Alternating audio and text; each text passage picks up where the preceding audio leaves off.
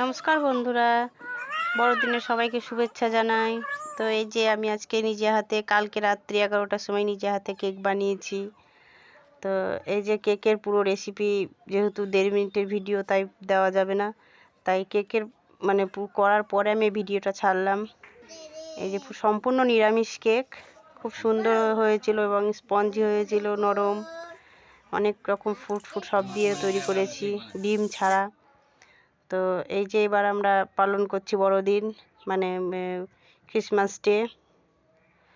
তো এই যে 25শে ডিসেম্বর আমরা এখন কেক কাটছি।